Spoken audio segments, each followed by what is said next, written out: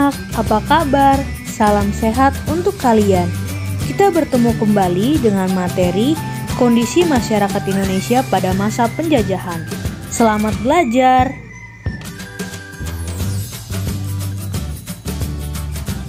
Tujuan pembelajaran kita pada hari ini adalah menganalisis kondisi masyarakat Indonesia pada masa penjajahan. Pengaruh monopoli dalam perdagangan. Pada awal kedatangannya, bangsa-bangsa barat diterima dengan baik oleh masyarakat Indonesia dan terjadi hubungan dagang. Tetapi kemudian, VOC melakukan penguasaan pasar atau monopoli. VOC menekan para raja untuk memberikan kebijakan perdagangan hanya dengan VOC. VOC bukan hanya menguasai daerah perdagangan, tetapi juga menguasai politik atau pemerintahan. VOC memiliki hak oktroy atau istimewa. Yang pertama, hak mencetak uang, hak memiliki angkatan perang, hak memerintah daerah yang diduduki, hak melakukan perjanjian dengan raja-raja, dan hak memonopoli perdagangan rempah-rempah. Pada saat melakukan monopoli rempah-rempah di Indonesia, VOC membuat perjanjian dengan kerajaan-kerajaan di Indonesia. Isinya, setiap kerajaan hanya mengizinkan rakyat menjual hasil bumi kepada VOC. Belanda memaksa kerajaan-kerajaan di Indonesia untuk menandatangani kontrak monopoli dengan berbagai cara. Salah satunya adalah politik adu domba atau divide et impera. Adu domba yang dilakukan Belanda dapat terjadi terhadap kerajaan yang satu dengan kerajaan yang lain atau antar pejabat kerajaan. Dengan adanya monopoli, rakyat tidak memiliki kebebasan menjual hasil bumi mereka. Mereka terpaksa menjual hasil bumi hanya kepada VOC. VOC dengan kekuasaannya membeli hasil bumi rakyat Indonesia dengan harga yang sangat rendah. Untuk memperluas kekuasaan, VOC mempersiapkan penguasaan dengan cara perang atau militer. Akibat korupsi dan manajemen perusahaan yang kurang baik, VOC mengalami kebangkrutan. Pada tanggal 13 Desember 1799, VOC akhirnya dibubarkan. Mulai tanggal 1 Januari 1800, Indonesia menjadi jajahan pemerintah Belanda atau sering disebut masa pemerintahan Hindia Belanda. Pengaruh kebijakan kerja paksa. Pemerintah Belanda menginginkan keuntungan sebanyak-banyaknya dari bumi Indonesia sehingga menerapkan kebijakan kerja paksa. Salah satu hasil dari kerja paksa adalah Jalan Raya Anyer Panarukan dengan 1000 km dari Cilegon hingga Panarukan. Jalan Anyer Panarukan dibangun 200 tahun yang lalu oleh pemerintah Gubernur Jenderal Herman Wilhelm Daendels yang merupakan bagian dari Republik Batav, Prancis. Jalan tersebut juga disebut sebagai Jalan Raya Pos dengan tujuan dibangun untuk kepentingan militer pemerintah kolonial. Berikut adalah peta Jalan Raya Pos dari Anyer hingga Panarukan pada tahun 1808. Jalan Anyer Panarukan merupakan penghubung kota-kota penting di Pulau Jawa, penghasil berbagai tanaman ekspor. Rakyat Indonesia dipaksa Belanda untuk membangun jalan. Akibatnya, ribuan penduduk meninggal baik karena kelaparan maupun penyakit yang diderita. Pengerahan penduduk untuk mengerjakan berbagai proyek Belanda inilah yang disebut sebagai kerja rodi atau kerja paksa. Pengaruh sistem sewa tanah. Saat Inggris menguasai Indonesia, daerah jajahan Hindia Belanda dibagi menjadi 4 gubernemen. Yang pertama Malaka, Sumatera, Jawa, dan Maluku. Tanggung jawab kekuasaan atas seluruh wilayah Hindia Belanda yaitu oleh Letnan Gubernur Thomas Stamford Raffles.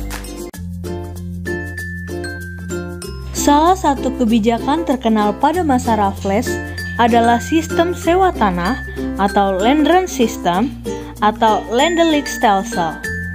Terdapat ketentuan sistem sewa tanah, yaitu petani harus menyewa tanah meskipun dia adalah pemilik tanah tersebut. Harga sewa tanah tergantung pada kondisi tanah. Pembayaran sewa tanah dilakukan dengan uang tunai, dan bagi yang tidak memiliki tanah, dikenakan pajak kepala. Tetapi sistem sewa tanah mengalami kegagalan karena sulit menentukan besar kecil pajak bagi pemilik tanah karena tidak semua rakyat memiliki tanah yang sama. Kemudian sulit menentukan luas dan tingkat kesuburan tanah petani, keterbatasan jumlah pegawai, dan masyarakat desa yang belum mengenal sistem uang. Sistem tanam paksa. Pada tahun 1830, Gubernur Jenderal Hindia Belanda, Johannes van den Bos, menerapkan sistem tanam paksa atau kulturstelsel. Kebijakan ini diberlakukan karena Belanda menghadapi kesulitan keuangan akibat perang Diponegoro pada tahun 1825 sampai 1830 dan perang Belgia pada tahun 1830 hingga 1831. Sekarang silakan kalian perhatikan mengenai ketentuan sistem tanam paksa.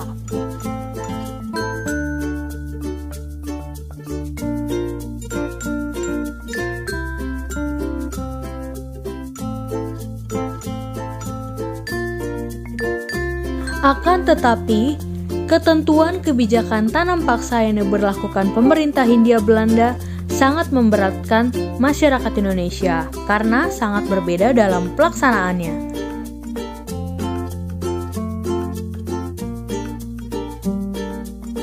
Terdapat dampak negatif dan positif akibat dari kebijakan tanam paksa.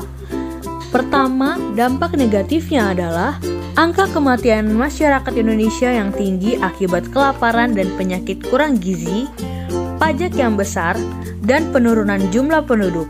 Sedangkan dampak positifnya, masyarakat Indonesia mengenal tanaman jenis baru dengan kualitas ekspor, dan rakyat Indonesia mengenal berbagai teknik menanam jenis tanaman baru. Sistem tanam paksa membuat banyak pihak bersimpati dan mengecam praktik tersebut. Kecaman tidak hanya datang dari bangsa Indonesia, tetapi juga orang-orang Belanda. Mereka menuntut agar tanam paksa dihapuskan. Orang Belanda yang menentang adanya tanam paksa diantaranya Baron van Houvel, E.V. de Westdekker atau Multatuli, dan L. Vitalis. Kemudian akhirnya sistem tanam paksa dihapus pada tahun 1870. Setelah tanam paksa dihapus, dikeluarkan Undang-Undang Agraria yang mengatur tentang prinsip politik tanah di negeri jajahan yang menegaskan bahwa pihak swasta dapat menyewa tanah, baik tanah pemerintah maupun tanah penduduk.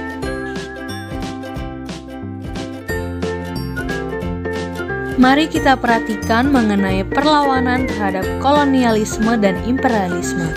Perlawanan terhadap persekutuan dagang. Sekarang mari kita perhatikan mengenai Sultan Ba'abullah mengusir Portugis. Penyebabnya adalah Portugis menghalangi perdagangan Banda dengan Tidore.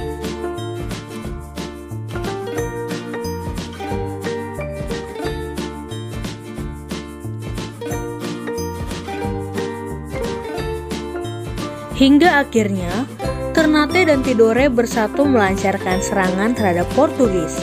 Tahun 1575, Portugis berhasil diusir dari Ternate. Portugis melarikan diri dan menetap di Ambon, dan akhirnya Portugis kembali lagi berhasil diusir oleh VOC dari Ambon. Kemudian Portugis menyingkir ke Timor Timur atau Timor Leste dan melakukan kolonisasi di tempat itu. Perlawanan Aceh. Di Aceh, perlawanan terhadap Portugis terjadi pada masa pemerintahan Sultan Iskandar Muda. Armada Aceh disiapkan untuk menyerang kedudukan Portugis di Malaka. Tahun 1629, Aceh mencoba menaklukkan Portugis, tetapi penyerangan ini belum berhasil mendapat kemenangan. Meski demikian, Aceh masih tetap berdiri sebagai kerajaan yang merdeka. Perlawanan ayam jantan dari timur. Tokoh yang disebut sebagai ayam jantan dari timur sangat ditakuti oleh Belanda karena ketangguhannya melawan Belanda. Sultan Hasanuddin yang disebut sebagai ayam jantan dari timur adalah Raja Goa di Sulawesi Selatan. VOC kemudian mengadu domba kerajaan Goa dan Bone menang perang dengan Goa pada tahun 1666. Sultan Hasanuddin dipaksa untuk menandatangani perjanjian Bongaya pada 18 November 1667. Isi dari perjanjian Bongaya adalah Belanda memperoleh monopoli dagang rempah-rempah di Makassar, Belanda mendirikan benteng pertahanan di Makassar, Makassar harus melepaskan daerah kekuasaannya berupa daerah di luar Makassar, Arupalaka diakui sebagai Raja Bone, dan perjanjian Bongaya memangkas kekuasaan kerajaan Goa sebagai kerajaan terkuat di Sulawesi. Serangan Mataram terhadap VOC. Perselisihan antara Mataram dan Belanda terjadi karena nafsu monopoli Belanda.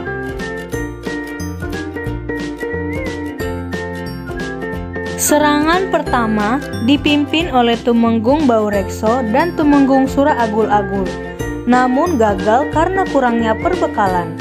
Serangan kedua dipimpin oleh Kiai Adipati Jumina, Kiai Adipati Puger, dan Kiai Adipati Purbaya. Persiapan dilakukan dengan lebih matang, namun ternyata serangan kedua ini juga gagal karena hal yang sama seperti serangan yang pertama. Tahun 1799 terjadi peristiwa penting dalam sejarah kolonialisme dan imperialisme Barat di Indonesia. VOC dinyatakan bangkrut dan dibubarkan. Setelah dibubarkannya VOC, Indonesia berada langsung di bawah pemerintah Hindia Belanda. Perlawanan terhadap pemerintah Hindia Belanda. Perang Saparua di Ambon. Ketika Belanda kembali berkuasa di Indonesia tahun 1817, rakyat Ambon melakukan perlawanan di bawah pimpinan Thomas Matulesi atau Patimura. Patimura memimpin perlawanan di Saparua dan berhasil merebut benteng Belanda serta membunuh Residen van den Burg. Turut serta juga pahlawan wanita Christina Martha Tiahahu yang merupakan putri tunggal dari Paulus Tiahahu, teman dari Kapten Patimura. Tetapi kemudian Patimura dikalahkan setelah bantuan Belanda dari Batavia datang. Patimura bersama 3 pengikutnya ditangkap dan dihukum gantung. Perang Padri di Sumatera Barat dari tahun 1821 hingga tahun 1838. Kaum Padri dipimpin Tuanku Imam Bonjol atau M. Syahab, Tuanku Nan Cerdik, Tuanku Tambusai, dan Tuanku Nan Alahan. Perlawanan kaum Padri berhasil membuat Belanda terpojok. Tetapi kemudian Belanda kembali melakukan penyerangan dengan menerapkan sistem pertahanan benteng stelsel, benteng Fort de Kock di Bukit Tinggi, dan benteng Fort van der Kapellen merupakan benteng pertahanannya. Akhirnya Tuanku Imam Bonjol ditangkap dan diasingkan ke Priangan lalu ke Ambon dan ke Manado hingga wafat pada tahun 1864. Berakhirnya Perang Padri membuat kekuasaan Belanda di Minangkabau semakin besar. Perang Diponegoro dari tahun 1825 hingga tahun 1830. Perang Diponegoro merupakan salah satu perang besar yang dihadapi Belanda.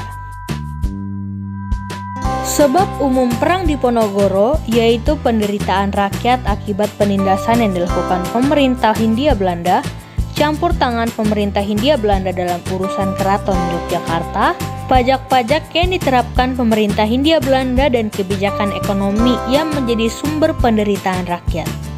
Terdapat sebab khusus yang menyebabkan terjadinya Perang Diponegoro, yaitu peristiwa Tegal Rejo, yang merupakan rencana pembuatan jalan yang melintasi tanah makam leluhur Pangeran Diponegoro, dan pemerintah Hindia Belanda tidak meminta izin terlebih dahulu kepada Pangeran Diponegoro.